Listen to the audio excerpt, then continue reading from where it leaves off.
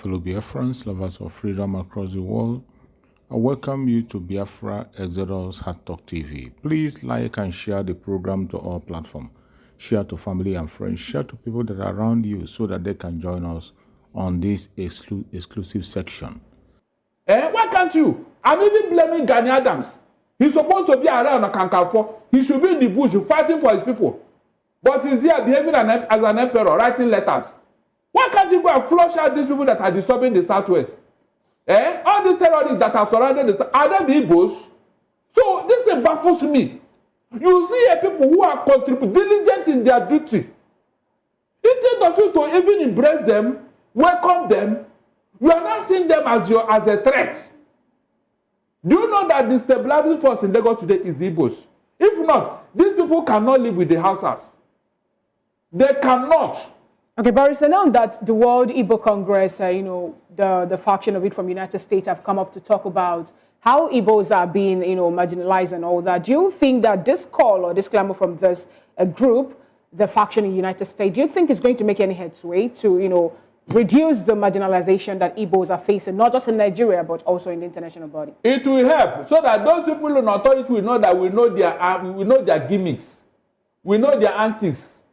Thank God some people in Lagos now are beginning to ask questions. You know that some people are going to court now over their land that was sold to Dangote. Dangote told us they sold that land to him for $100 million, not 100 million naira, $100 million. The person that was in office who sold that land, is it his own land? Does the land shift? As to say the land moved from somewhere in the Southwest and came here, so it is father's property, so he can sell it to anybody. Is that not why they are going to court now? So it is good we raise this awareness so that people will know actually those who are causing this problem, they are not from Lagos. They came in here just like any other person. They are migrants. So you cannot come and imposing, bringing all sorts of problems. So why do you think that the people who have been causing the little, troubles, like you rightly said, why is it that they're not being, bring to book? Because they are the one in authority. Fina, they are the one in authority. That is the problem here. They are the ones that have imposed themselves on the people who own the land, deciding what will happen and what will not happen. That is why I'm calling the real indigenous of Lagos. They should wake up. They should wake up because this thing they are doing now, it will cause a very big problem if they are not careful. They should wake up and call them to. They know them. They know all of them who are causing this problem. From your explanation, you made mention of the Crown Colony settlement and all that. Now, my question is this: how does the people of Lagos, how does it become so docile to the part that people who are not indigenous of the state will now come over to take over, right, and outshine them even in their population? Now they now overwhelm the real indigenes. Because they were not much. They were about 2 million as at that time. You can see. And they now begin to, because of their large population, they begin to take advantage of the economic, boom in Lagos. But these are very minor. They are very minute in number. So that was what happened. And because this thing has been going on for a long time, like they say in my place, when any evil have allowed to fester for too long, it becomes a tradition and culture. A lot of history there. Let me come to Mr. That's what happened. So look at it, Mr. Okre, before you go further. You see this Agbero culture now that is in Lagos now. Everything they want to do now, they invite Agberos. You want to protest, they mobilize them to counter it. You want to do election, they mobilize them. Do you see now that is creeping into our lexicon? Do you see what I'm talking about now? If somebody does not come in and say, look, you this side, we don't know where you came from, or you go back, who invited you in the first place? They have messed up Lagos. They have messed up. That's what they're talking about. I grew up in Lagos here. I grew up at number 4 Akerele Street. Somolu is in number 11. So the same Akerele. I know him like the back of my hands. Somolu. We grew up on the same street. This comedian, Binga there in number 2, Oyekon, that's their family house. Or Oyekon, that's their family house. If you move from Oyekon Road, Oyekon Street, the next thing is Boss Corner. I know this place as I grew up in the 70s. Lagos was so peaceful until somebody, because of selfish interest, brought people here who have constituted a menace. And people kept quiet. Thank you, Barrister. But Mr. Okweluwe, the World Igbo Congress had held a convention, you know, the 2024 convention, and they called. Do you share your views? Now, there's a case against Nnamdi Kanu by the federal government, which has lasted close to a decade or more than a decade. Now, how do we treat the case of treason felony, and how do we treat the case of his members, teaming members, who are also causing trouble, causing sit at home, also trying to topple the government, both at the state level and at the national level. So, calling for the release of Nnamdi is not the solution. Okay. The solution is whatever havoc he might have caused, directly or indirectly, either by himself or through his group, can we correct those havoc? Then if we can correct those havoc, and if the government is also sure of the safety of the people, especially the safety of its own people after the release, then that process, this present government is not too quick in dabbling into that case because they were not part of the foundation. All right? So, can we correct all the anomalies that has taken place? Okay, so you... Now, for instance, now, if an armed robber has been arrested, after 5 years, do you now start taking Ashwebi to campaign for his release? You don't have to go about it. You know, sometimes I'm not too, sometimes I'm a bit constrained when I see, especially maybe elders, in quotes, who speak for the negative as if it is positive, with all sense of confidence.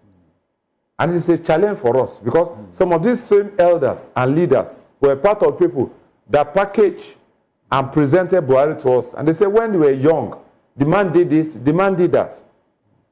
These same elders are now coming on board also, speaking with confidence about the release of Nnamdi Kanu.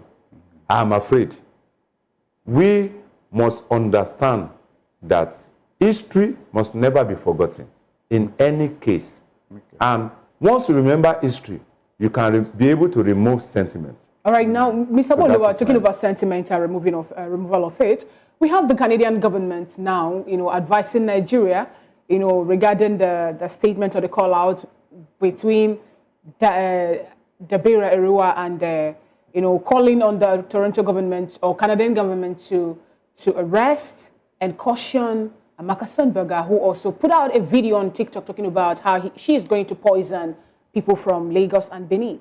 What do you really make of that advice? We should go home and, you know, work on our tribal differences. It's a good advice.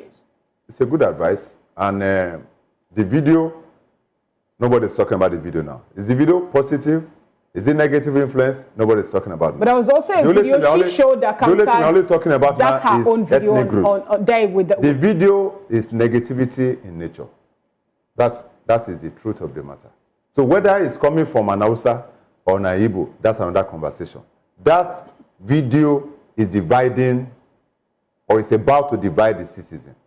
And if the government is seeing that this particular video is going to be a threat, is it not a normal thing for them to call out for the arrest of such person, whether within the land or outside the land? So that the Canadians are saying that we should put our house in order, they're only playing to gallery. There's nothing big about it. People have made worse statements. All right, so because still nothing is being done to those people. The Canadians also, they are a government on their own, and we can't run their government for them. The same way they can't run our own government for us.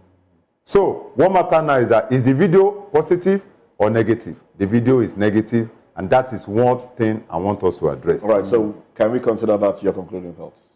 Or all right. Something you want to add? Nigeria cannot move economically with all of this, our sentiment about ethnic groups.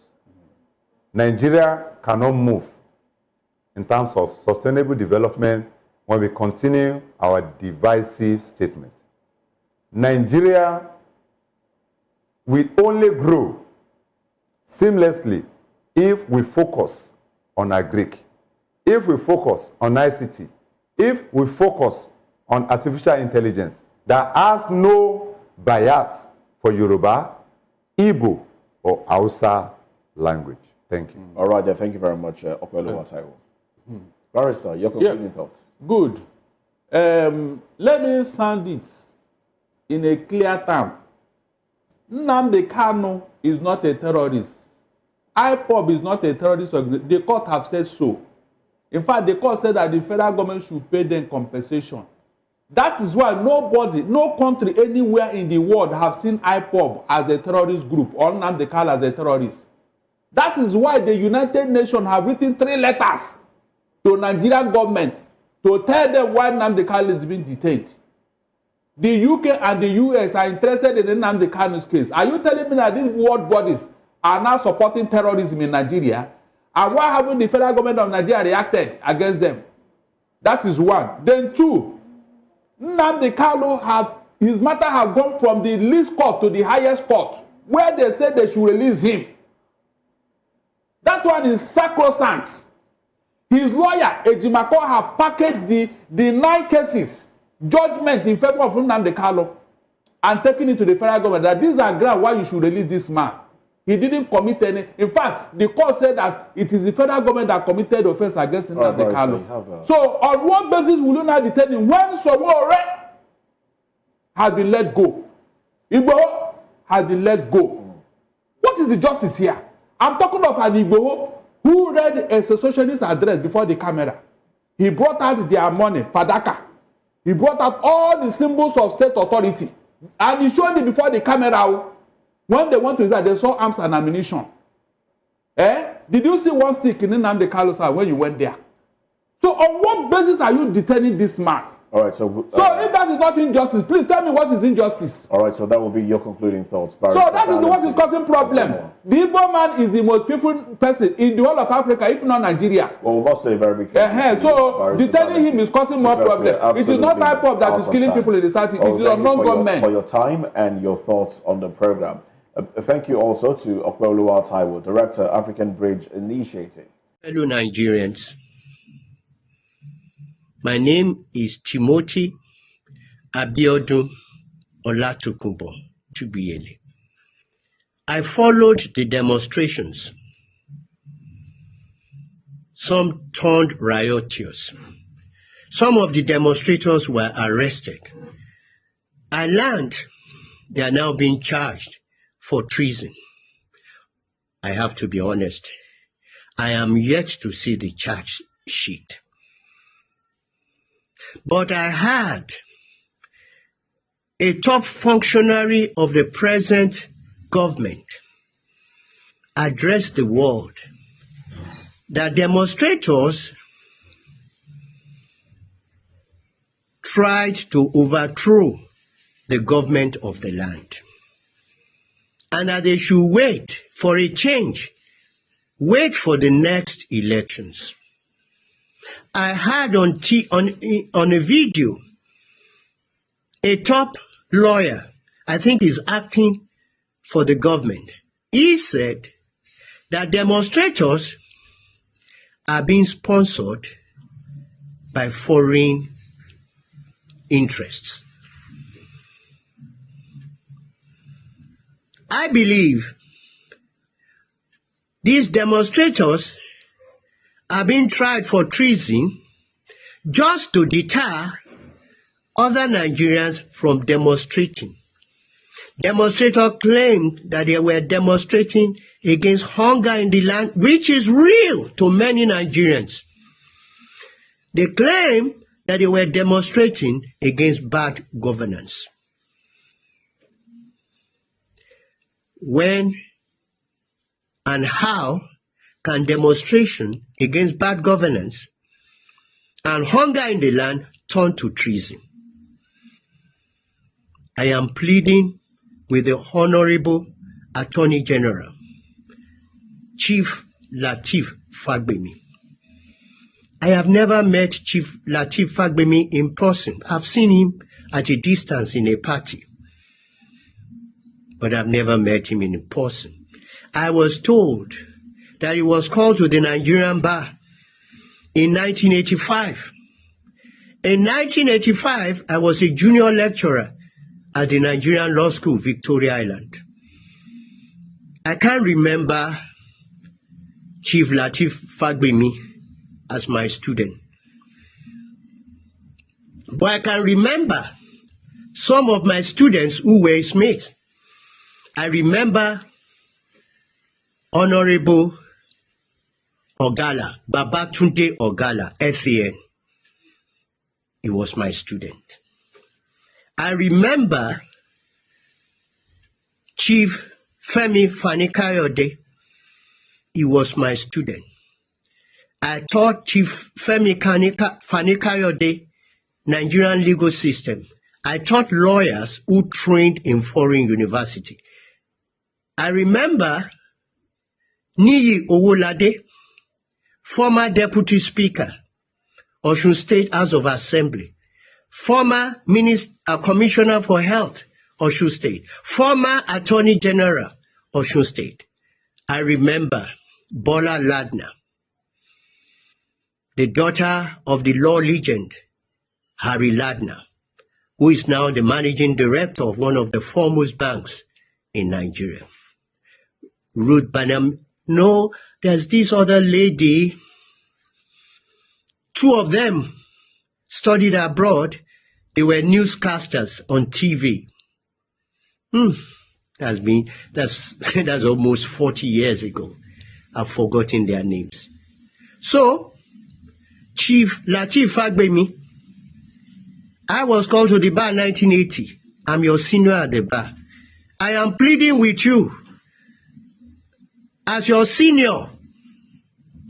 I am pleading with you as your teacher. Please, if it is true, I will be happy if you deny all that I've said. Withdraw these charges. Demonstration is not treason. Don't keep these children. Don't keep them in the cell. You'll probably be there for another 2, 3, 4, 5 months, even 1 year, because all you want to achieve, this government wants to achieve, is to deter demonstration. Then after some time, the charges will be withdrawn. Show mercy. You are a member of a honorable society. Don't play the wheel of politicians. You did not get to the office as any other politician.